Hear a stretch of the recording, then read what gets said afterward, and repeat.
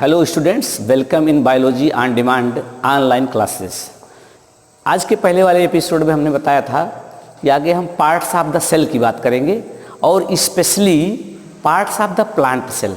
ये हम बता चुके थे, ये पार्ट्स की चर्चा करनी है तो प्लांट सेल की चर्चा क्यों करते हैं, क्योंकि प्लांट सेल में जो पार्ट हैं कुछ प्लस हैं और ये अलग बात है, कुछ एनिमल सेल में भी हैं, प्लांट सेल में नहीं है, लेकिन ज़्यादातर प्लांट सेल में है। और जो पार्ट प्लांट सेल और एनिमल सेल में कॉमन है उनका फंडामेंटल स्ट्रक्चर और फंक्शन भी कॉमन है। तो कहीं से हम स्टडी कर लें उस पार्ट का, चाहे प्लांट सेल पढ़ते समय कर लें, चाहे एनिमल सेल करते समय कर लें, तो जो दोनों में कॉमन है उनका स्ट्रक्चर और फंक्शन सेम होगा। तो ज़्यादा पार्ट होने के नाते पहले पार्ट्स ऑफ द प्लांट के लिए हम बात करते हैं प्लांट सेल की। तो आते हैं टॉपिक आज का, parts of the plant cell. Plant cell को 3 पार्ट में डिवाइड कर सकते हैं। पार्ट तो आपने कई जाना है और थोड़ा सोच भी रहे होंगे, हम इतने नाम जानते हैं, काहे 3 कर रहे हैं, लेकिन जितने पार्ट हैं उसी 3 में इंक्लूड है। ब्रॉडली 3 कैटेगरी में डिवाइड कर सकते हैं। First,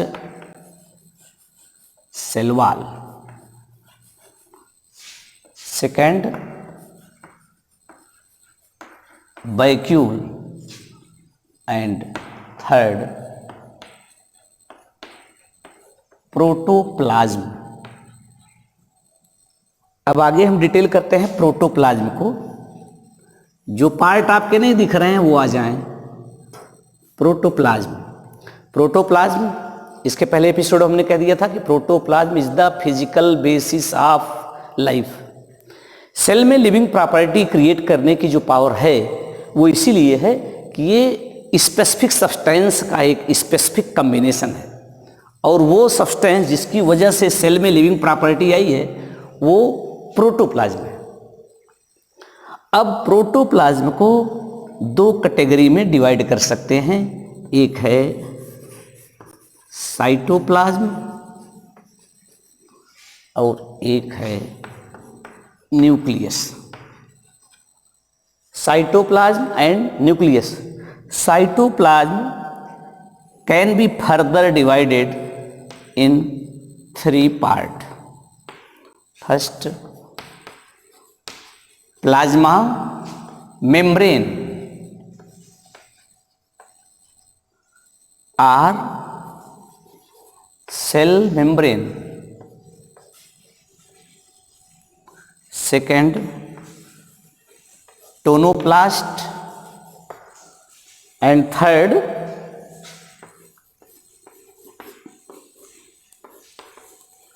the material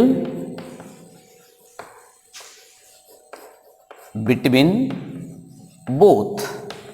Both means the material between plasma membrane as well as tonoplast. इसी तरीके से न्यूक्लियस के जो मेजर पार्ट हैं, न्यूक्लियस की अलग स्ट्रक्चर में हम चर्चा करेंगे, लेकिन अब ये टेबल बन ही रहा तो एक जगह से आप जान सकते हैं मेजर पार्ट। इस टेबल को रिमेंबर रखिएगा, चाहे तो नोट कर लेंगे, जिससे जब सेल के पार्ट को इजीली जानना चाहे तो उसकी पोजीशन और किसके पार्ट है जान सकें। Nuclear membrane,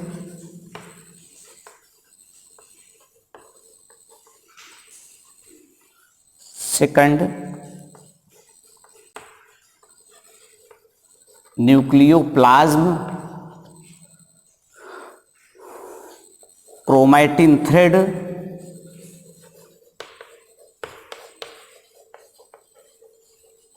and lastly nucleolus.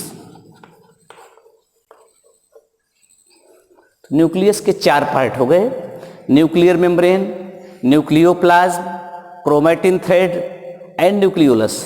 Ultimate इसी क्रोमैटिन थ्रेड को आगे चल के हम क्रोमोसोम भी कहेंगे। अब यहाँ पर प्लाज्मा मेम्ब्रेन, टोनोप्लास्ट, दोनों मेम्ब्रेन लाइक स्ट्रक्चर है, इसकी चर्चा भी हम करते हैं। और ये 2 मेम्ब्रेन के बीच में साइटोप्लाज्म का जो रेस्ट पार्ट है ये 2 टाइप का है। साइटोप्लाज्म का जो पार्ट है ये 2 टाइप का, दोनों के बीच में। साइटोप्लाज्म को भी हम जानते हैं कि प्लाज्मा मेम्ब्रेन क्या है, टोनोप्लास्ट क्या है, लेकिन अभी जान लिए both are the membrane and the rest part of cytoplasm is in between both the membrane, plasma membrane as well as tonoplast. तो what are these materials? These materials are of two type. First, living material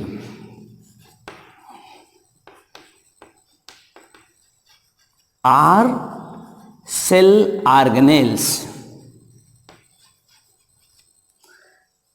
जो दोनों membrane के बीच में material हैं cytoplasm के, उसमें से living जो कहें उन्हें हम सेल ऑर्गेनेल से भी कहते हैं, और सेकंड कैटेगरी है नॉन लिविंग की, non living material of cytoplasm. Cytoplasm के living and non living material, जो लिविंग मटेरियल्स हैं उन्हीं को सेल ऑर्गेनेल से भी कहते हैं। For example plastids like chloroplast, mitochondria,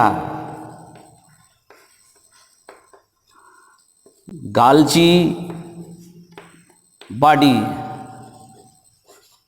etc.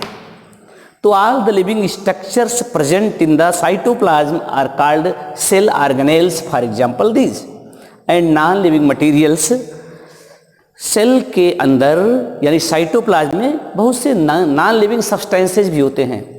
Substances तो बहुत हैं, लेकिन डिफरेंट टाइप की सब्सटेंसेस को ब्रॉडली 3 कैटेगरी में डिवाइड कर सकते हैं। ये जो सब्सटेंस होंगे वे either they are storage material, storage materials, storage materials are especially food materials like fat, carbohydrate, protein, etc. Similarly, secretory material, secretory materials are those materials which are secreted time to time by the cell for specific purpose. Cell जिन required material का secretions करती है उन्हें cell के secretory material कहते हैं। Next and last excretory materials. Cell में जितने नॉन लिविंग मटेरियल्स हैं ये 3 कैटेगरी में डिवाइड किए सकते हैं: storage materials, secretary materials and excretory materials. Storage materials basically food materials, carbohydrate, protein and fat. secretory materials like nectar, enzyme, hormones, these are the secretory materials of cell, and excretory materials are those substances which are unnecessary and harmful for the cell. ये time to time cell से निकाले जाते हैं। ये अलग बात है, किसी सेल का एक्सक्रेटरी मटेरियल दूसरे लिविंग बीइंग के लिए हो सकता है, बेनिफिशियल भी कभी कभी हो सकता है। फॉर एग्जाम्पल प्लांट का जो एक्सक्रेटरी प्रोडक्ट है, रेजिन है, टैनिन है, ये इनके लिए हार्मफुल है, लेकिन बहुत सा इनका बेनिफिट है ह्यूमन बींग्स के लिए।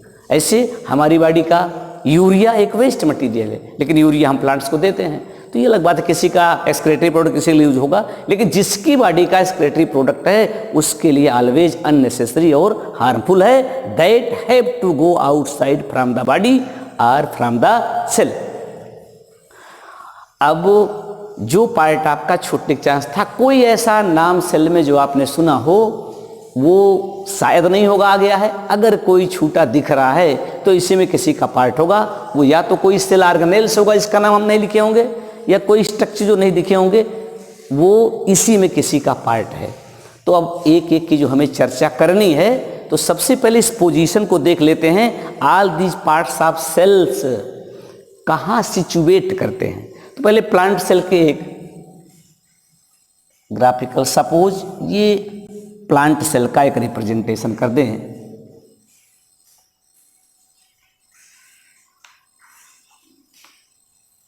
ये एक सेल है, तो ये सेल वॉल इसमें कहां पर है, जो आउटर मोस्ट लेयर है यही सेल वॉल है।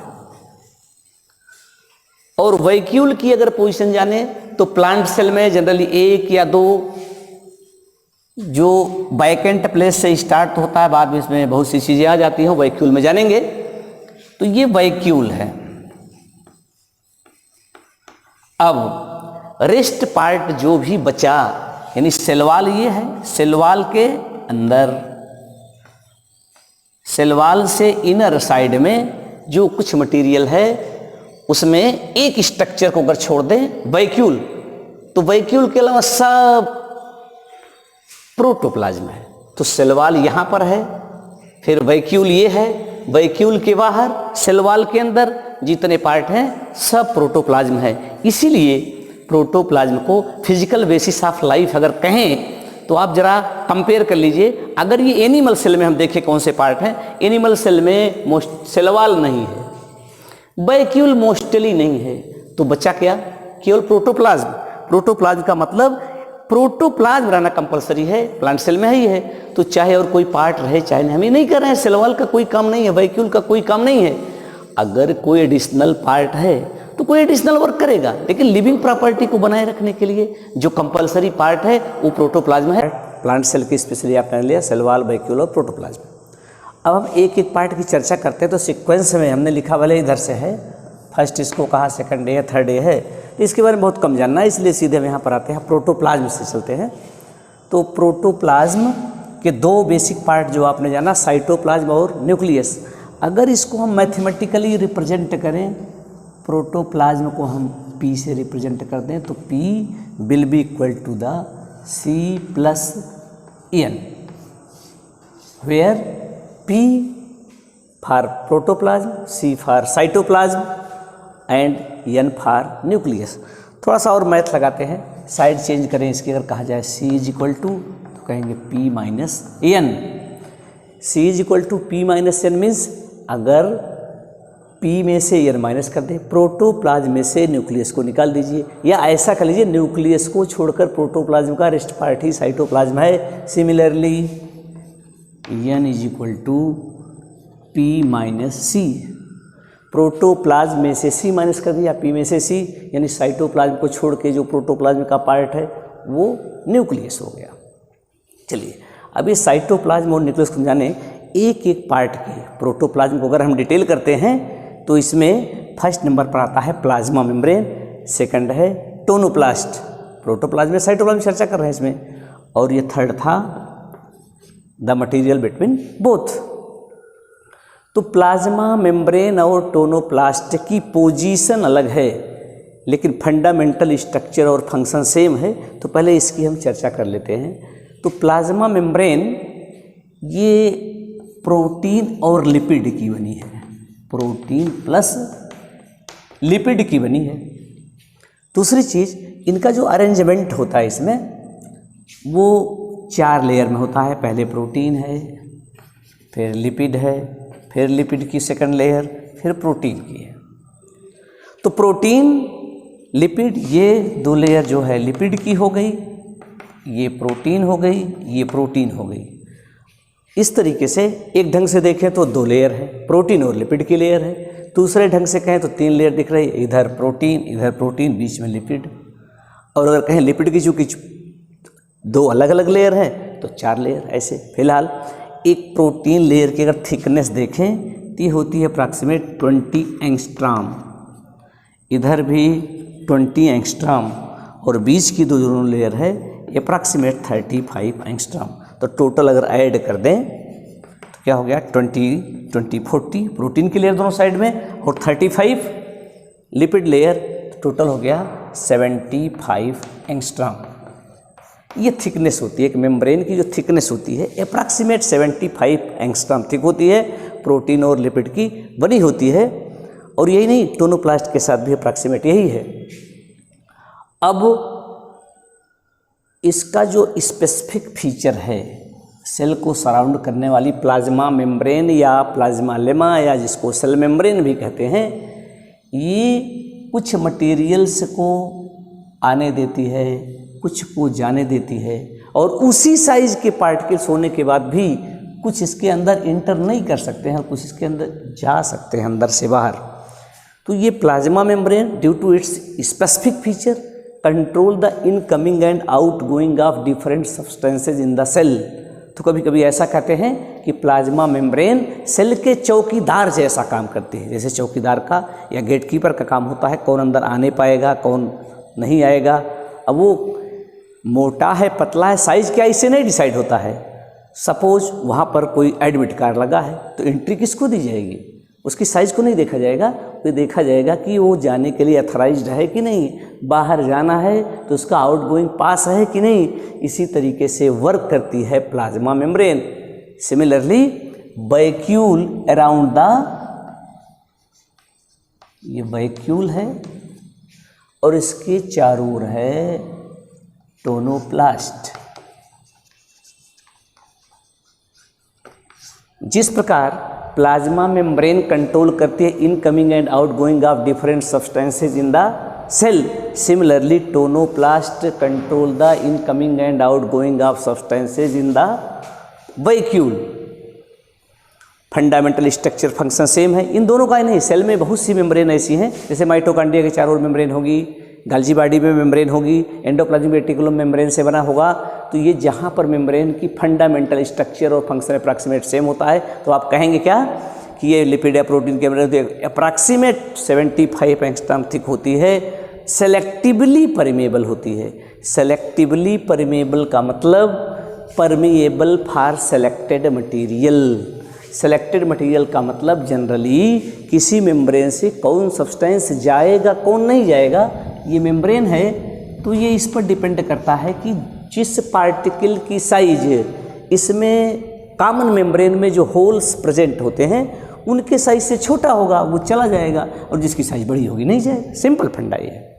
लेकिन यहाँ पर एक स्पेशल जो है, ये सेम साइज के पार्टिकल्स में भी कुछ को अलाउ किया जाएगा कुछ को अलाउ नहीं किया जाएगा। तो the permeability of membrane not depend upon the size of the particle, especially it focus on the selection of substance. If substance will be selected for crossing the membrane, it will be allowed, otherwise it will be stopped for going outside or for incoming. अंदर आने के लिए या बाहर जाने के लिए इसको रोका जा सकता है, किसकी हेल्प से, वैक्यूल में आने जाने को देखेगी टोनोप्लास्ट, और सेल के चारों ओर प्लाज्मा मेम्ब्रेन है तो सेल में आने जाने को देखेगी ये। अब बात ये है क्या मेम्ब्रेन यही हम वर्ड यूज़ कर रहे हैं, टोनोप्लास्ट ही है, प्लाज्मा मेम्ब्रेन ही है? तो ऐसा नहीं है।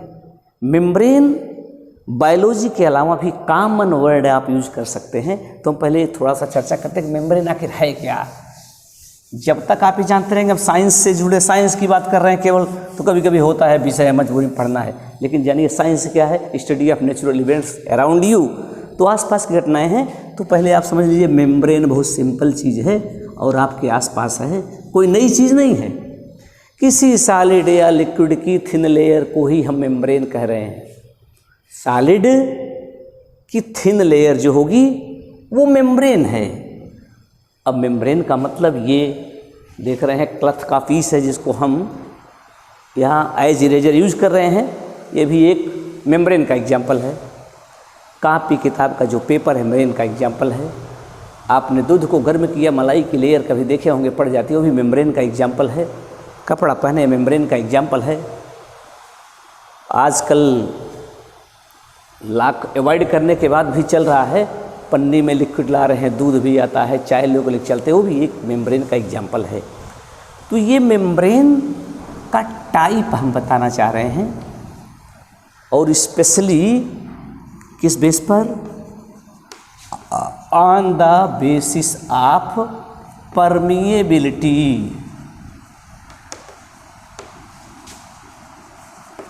परमिएबिलिटी का मतलब है ये चेक करने के लिए मेम्ब्रेन है, इसके एक साइड में आप रख दीजिए सलूशन। सलूशन रख दिया तो ये देखते हैं सलूशन इसको क्रॉस कर पाता है या नहीं कर पाता है। अगर सलूशन मेम्ब्रेन को क्रॉस करके दूसरी तरफ चला जाता है तो जिस मेम्ब्रेन को क्रॉस करके जाता है वो परमिएबल है। जैसे चेहरे पर चाय की छन्नी होती है, वो भी एक मेम्ब्रेन का एग्जाम्पल है। चाय जानते हैं, चाय उधर चली जाती है। और इसी तरीके से पन्नी, जिसमें पॉलीथीन का पैकेट, इसमें चाय लेके आते हैं, लिक्विड लेके आते हैं, पानी भर सकते हैं, पाउच पानी का मिलता है, उसे बाहर नहीं निकलता है, तो ये जो है इम्परमेबल है। तो इसी को कौन सा सब्सटेंस इसको क्रॉस कर पाएगा, नहीं कर पाएगा, सॉल्यूशन जा पाएगा नहीं जा पाएगा।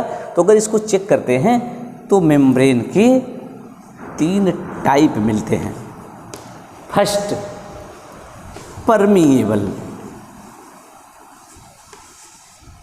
परमिएबल जैसे आपने कहा चाय की छन्नी है वो परमिएबल है, या कॉमन कोई थिन क्लॉथ पीस यूज करते हैं जिससे चला जाए सॉल्यूशन, या कभी कभी कॉमन छन्नी ना होने के बाद घर में वो यूज कर लेते हैं, कपड़े यूज कर लेते हैं जिससे सॉल्यूशन क्रॉस हो जाए, वो परमिएबल है। और दूसरा होता है ना जाए, इसे कहते हैं इम्परमिएबल।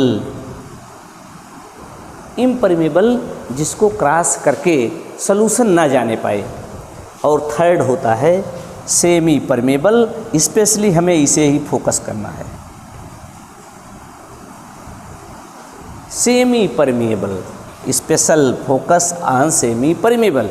सेमी परमेबल के साथ इसको जान लेना था कि परमेबिलिटी की हम बात कर रहे थे, तो ये दोनों आ गए, लेकिन इसको नहीं भूलना है। खैर इसको ऐसे भी नहीं भूलेंगे, जिस मेम्ब्रेन को क्रॉस करके सॉल्यूशन चला जाए परमेबल है, जैसे हमने बताया घर की छन्नी।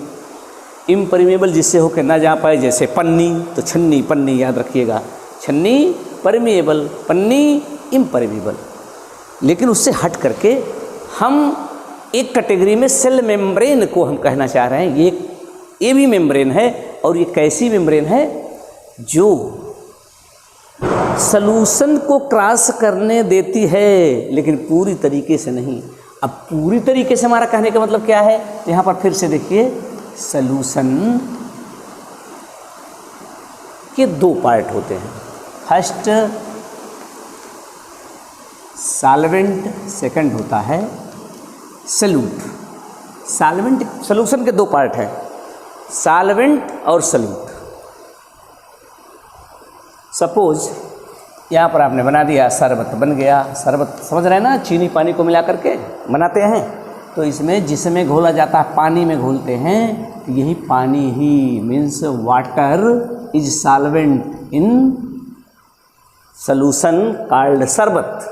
और सॉल्यूट मीन्स यहाँ पर हो गया चीनी या शुगर, जिसको आपने इसमें घोल दिया, तो वाटर में घोला गया है, वाटर सॉल्वेंट है, शुगर को घोला गया है, शुगर सॉल्यूट है, और दोनों का जो मिक्सचर तैयार हुआ वही हो गया सॉल्यूशन।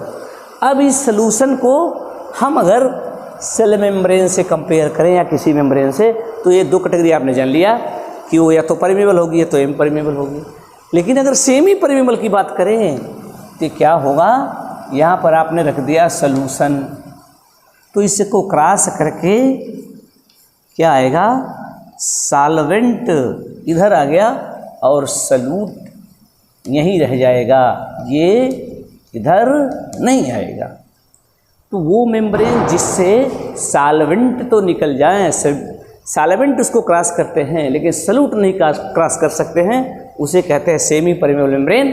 तो आइडियल सेमी परमेबल मेम्ब्रेन कोई नहीं है फिलहाल, जो अप्रॉक्सीमेट इस प्रॉपर्टी को फॉलो करती है, जैसा प्लाज्मा मेम्ब्रेन है, जैसा टोनोप्लास्ट है, तो इसको हम कहते हैं सेमी परमेबल मेम्ब्रेन। ये सेमी परमेबल मेम्ब्रेन जैसा बिहेव करती है।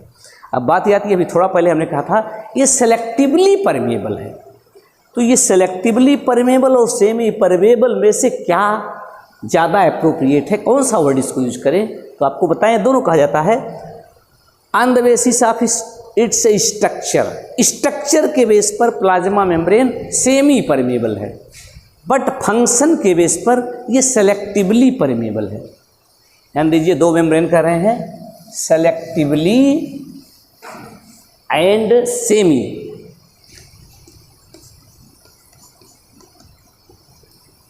सेलेक्टिवली परमेबल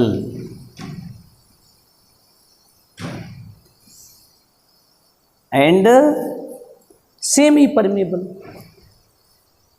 जब एक सेल लिविंग स्टेट में होती है तो वो किस सब्सटेंस के लिए उसकी मेम्ब्रेन परमेबल होगी, इम्परमेबल होगी, किसको आने देगी, किसको नहीं आने देगी, किसको जाने देगी, किसको नहीं जाने देगी, अंदर से बाहर या बाहर से अंदर, उसके बेस पे ये डिसाइड करती है।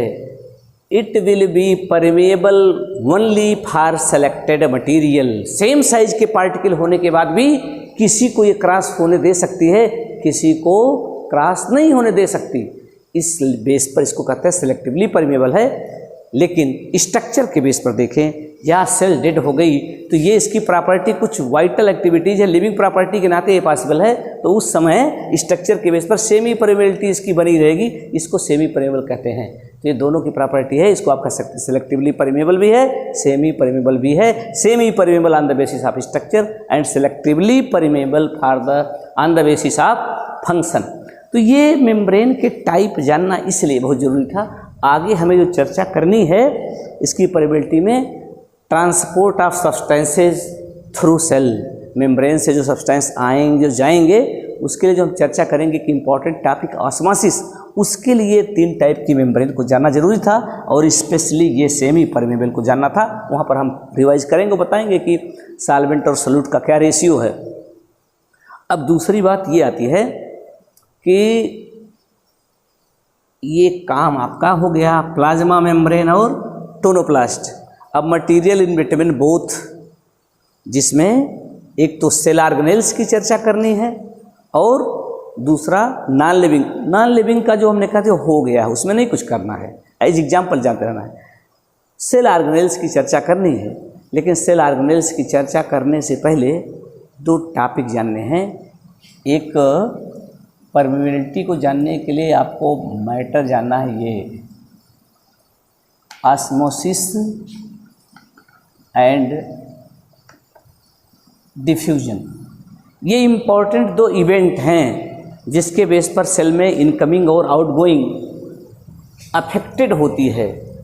सेलेक्टिवली परमेबल मेम्ब्रेन है, लेकिन इसके अलावा सेल से कोई सब्सटेंस बाहर जाता है या अंदर आता है, उसमें इनका भी रोल है ऑस्मोसिस और डिफ्यूजन का। तो what are osmosis and diffusion, how they play their important role in the transportation, इसकी चर्चा हम अगले एपिसोड में करेंगे और उसी के साथ जो इम्पॉर्टेंट सेल ऑर्गेनेल्स हैं उनको हम बताते हैं। तो आज के लिए इतना ही, धन्यवाद।